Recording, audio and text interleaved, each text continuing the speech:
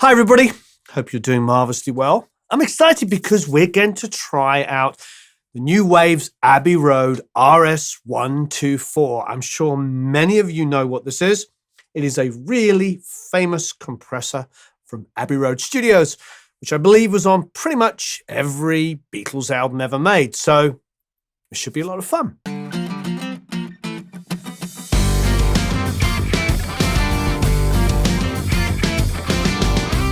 So thanks for watching. Please hit the like button if you like the video. Please subscribe if you haven't already subscribed. And of course, you can go to producelikeapro.com and sign up for the email list and get a whole bunch of free goodies. This is quite a legendary compressor, isn't it? The story goes, in the 60s, they wanted to get an American sound. The American records seemingly had more low end and there was something quite unique about them. So from what I read, George Martin had gone to some American studios and seen a lot of Altec equipment in there.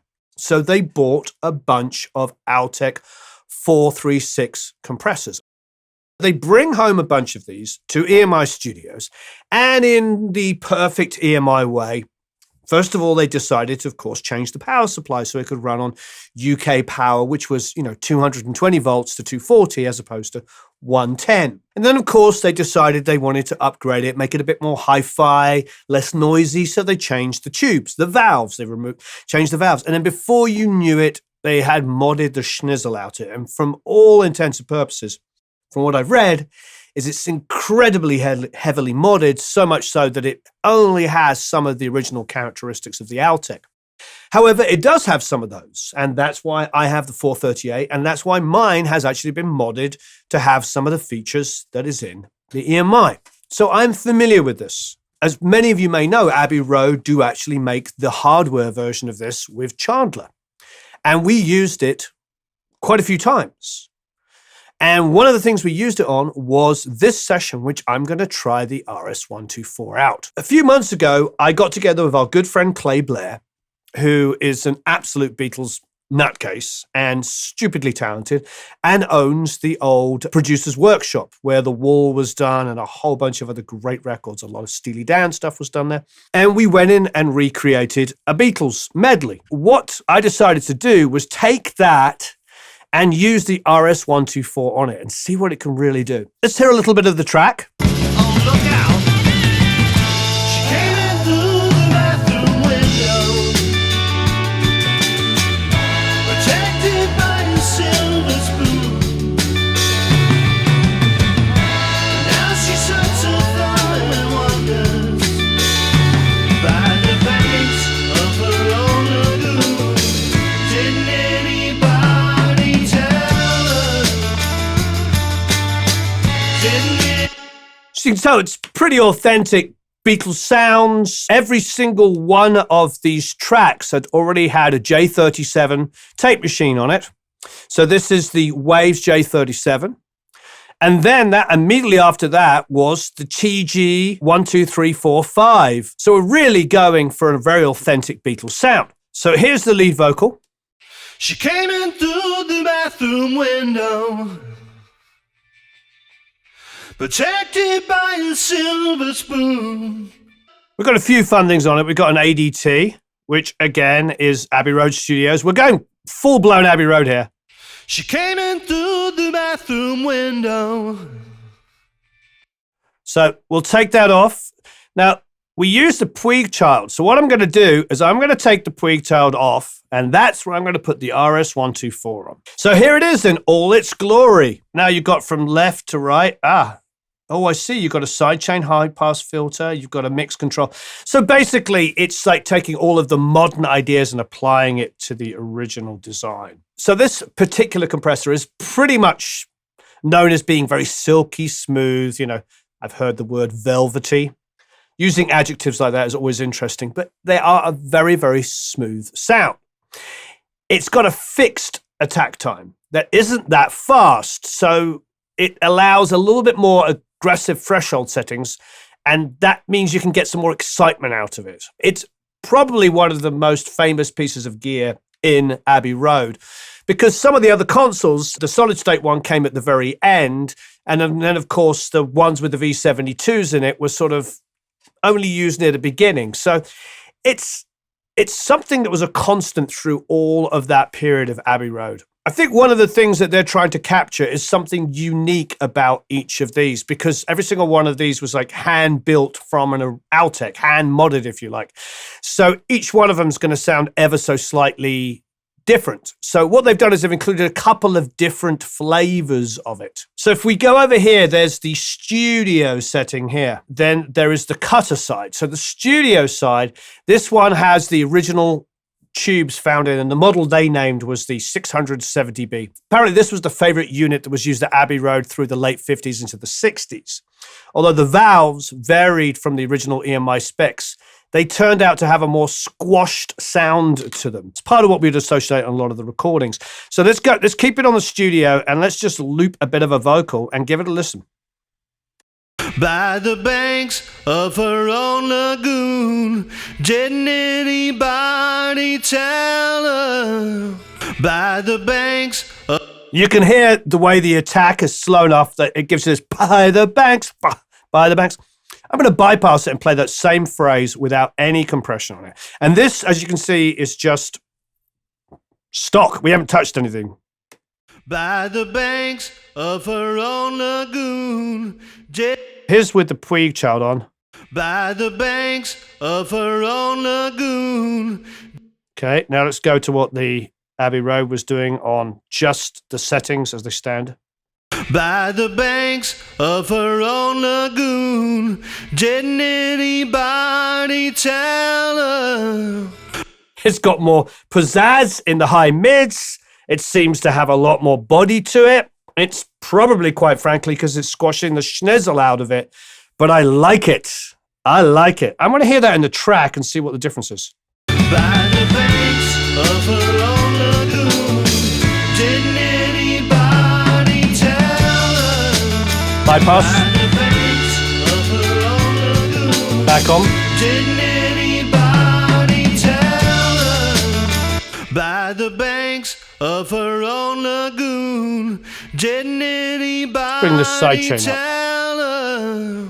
By the banks of her own lagoon, didn't anybody tell her? By the banks of her own lagoon, didn't anybody tell her? By the banks of her own lagoon, didn't anybody... I've been having a conversation a lot recently where people are telling me things are more compressed than they used to be. I suppose they're limited more than they used to be. Everything's kind of annihilated and loud and everything. But as far as compression, when I first started making records as a kid, as a musician, in the late 80s, you go to studios and everything was just compression, compression, compression, hitting the tape, coming back, getting compressed. And it just brought everything forward and make it sound absolutely beautiful. And you use compressors for more than just, compressing and evening out the volume, but for their sound characteristics. I mean, obviously, this is giving us a lot of extra oomph and attitude. So this superfuse here, it matches the attack and release times together for you. And to be honest, it just seems to add more aggression to it.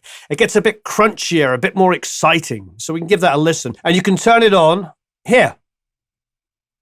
By the banks of her own lagoon, didn't anybody tell her? Yeah, it's dirties it up a bit. By the banks of her own lagoon, didn't anybody tell her?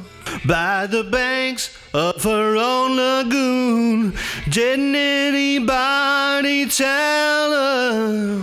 Off. By the banks of her own lagoon, didn't anybody tell her? You can notice it a lot on that higher phrase where he goes up a third on the melody. I'll put it on and I'll take it off.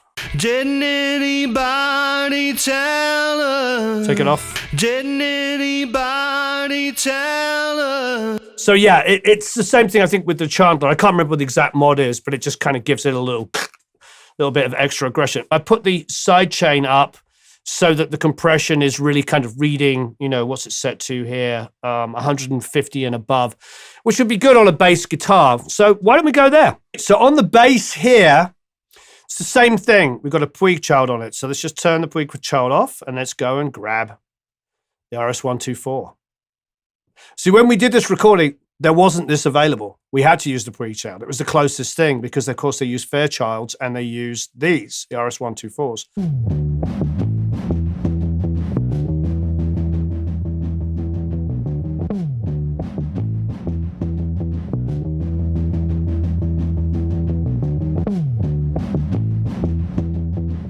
Again, with the attack the way it is, it allows us a little bit more, you get it, attack to come through. That's slower attack time.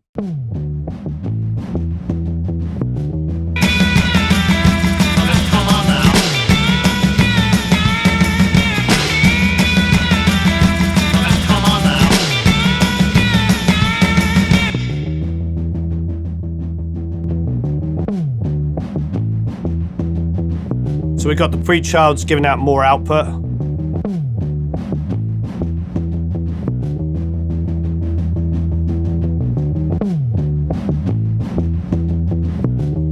And that's on the fastest recovery time.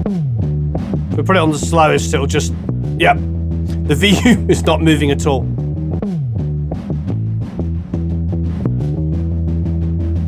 Put the auto hold on, it's just staying there.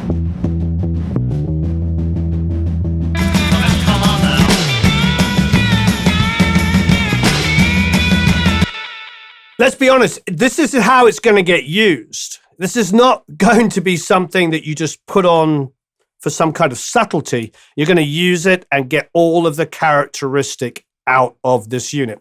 All of these valves, tubes that were in it. Let's go and check out the cutting side now. Now, apparently the cutting side was modified with a slower attack time. And this slower attack time that was on the RS124 was found, you know, in the cutting rooms. What I mean by cutting rooms is the mastering rooms where they were cutting to vinyl. So let's try this on the 12-string acoustic.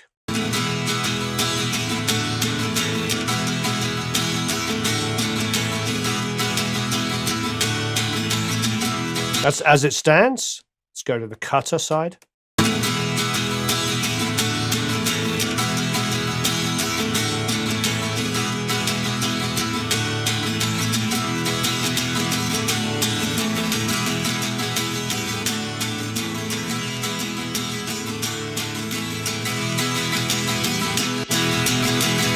Oh wow, the super fuse is really aggressive.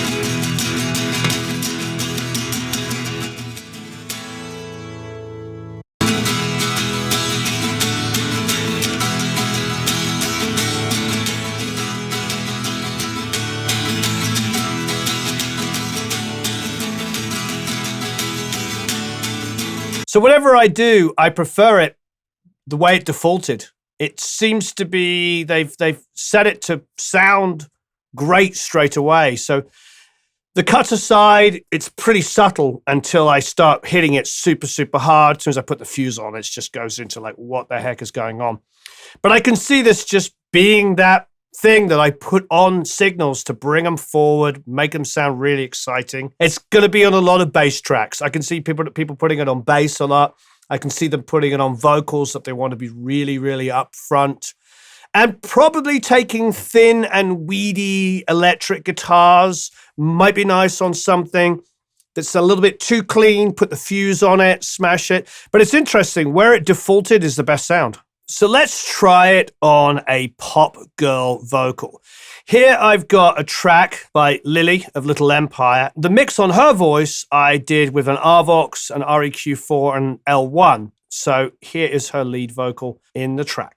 Night falls like a soldier, can't sleep, thoughts are bleeding, lost my heartbeat, left my love with. So it's close. It's a very close sounding vocal with the RVox and the L1. It's pretty aggressive. So let's take off the RVox and the L1. We'll leave the EQ at the beginning. And now I'm going to grab the RS124. And first thing I'm going to do is just hear what it sounds like on default. Night falls like a soldier, can't sleep, thoughts are bleeding, lost my heartbeat, left my love with the sun, left me feeling so numb.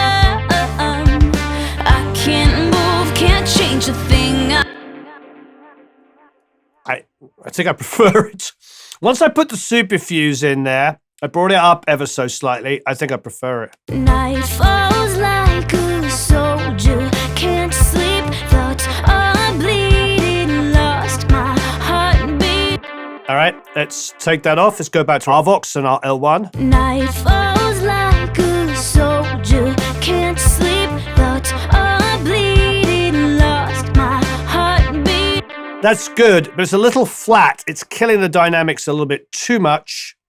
This might be preserving them and making the vocal just bounce a little bit in the track. Night falls like a soldier, can't sleep, thoughts are bleeding, lost my heartbeat. When I grew up, I remember like going to my first kind of semi-professional studio, with somebody with like a 8-track, 1/2-inch or 1/4-inch even, and a little console and some outboard. And I remember everything kind of had 1,000 knobs on it. And then the first time I ever went to a professional studio, and no disrespect to like the elusive 3360 or the 3630 or whatever the heck it was called. Remember the one I mean? It was about this. It was like a skinny 1-rack unit. I have some elusive gear and love it, but I'm just talking about this. And it had tons of knobs on it, And then I went to a quote-unquote real studio, went up to London and went to my first proper studio. I remember they had DBX 160s and 1176s, and everything just seemed to have like 2 or 4 knobs on it. And it seemed to be so much more straightforward, and somebody would lean over and do this and get a good sound up, where I was used to my 3630s and just tweaking them for hours trying to make it sound good. So I think this is going to be one, I don't think it's going to be, this is one of those plugins that you're just going to open up, probably on the default, turn on the super fuse and go, is this better? Is this working?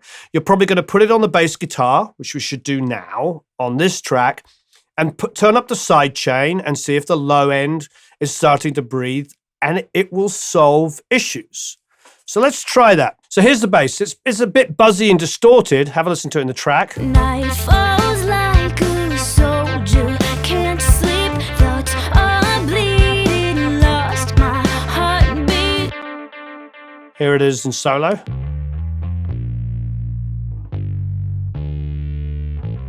And I'm using the MV2, which is actually pretty special on bass. It's pretty much my favorite plugin on bass, one of my favorite plugins ever. But let's go and stick on the RS124.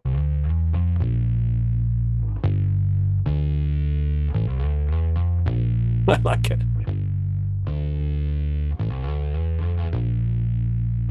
It's the MV2 on. Turn the MV2 off, put the Abbey Road back on.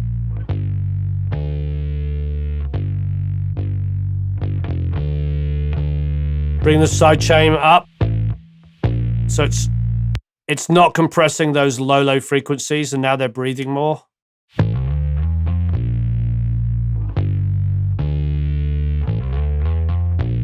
Bypass it. It's really good. Night falls like a soldier, can't sleep, thoughts are bleeding, Gotta turn it down. heartbeat, left my love with the sun. Turn the fuse on. Left me feeling so numb. I can't move, can't change a thing. I bend, I break, just know you played a part. You know who you are. I'm gonna need someone to fix my half. It's really good. There's lots of great plugins out there, loads and loads and loads, but there's not many that just sound really good straight away. And of course, this is the first day it's out, so of course they're doing the introductory price of $39.99, so $40. I can see me using this, like I was saying earlier, on lifeless electric guitars that are thin. I'll probably put the super fuse in immediately. I'll turn the sidechain up so some of the lows come through, and I'll hit it really hard. Could be really good on thin electrics. I can see me using it on bass guitars all the time, and I can see me using it on vocals all the time. And who knows in other instances, but those are the things that I really think that it's going to shine on. Now, obviously, this was used on every record, but they had Fairchilds as well, for the longest period through the Beatles. So there's a specific sound to it. I think it's fantastic. It's just dumb, does the job, works really good, sounds great. What's not to love? Okay, let us know if you end up buying it or you do a free trial of it or something. Maybe you can try it out for free. Let me know. Bunch of comments and questions below. Really love this. I'm a big fan of the Abbey Road stuff. I went out there last year and saw a presentation and got to know some of the guys behind this, and they really do give a crap. A lot of time and energy and effort goes into designing these things. That's why they're not rushed out like a whole package. They're spending, 6 months between things because they take a long time to develop. So I love this. What do you think? Let me know. Try it out. Buy it. Try it. Whatever you do. Bunch of comments and questions below. Have a marvelous time recording and mixing. See you all again very soon. So long, farewell, auf Wiedersehen, au revoir.